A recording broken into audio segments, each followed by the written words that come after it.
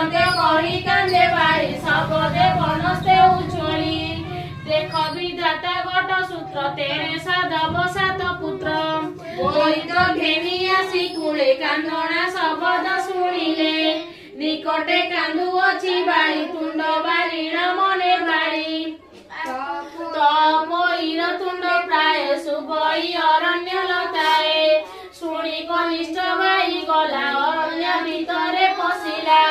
शियाली लता तले जाई रोदन करे तपोई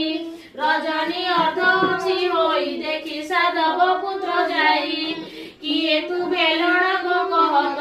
पईर कहे देह काहार अटु तू गो वंश नाम तोहर अटे किस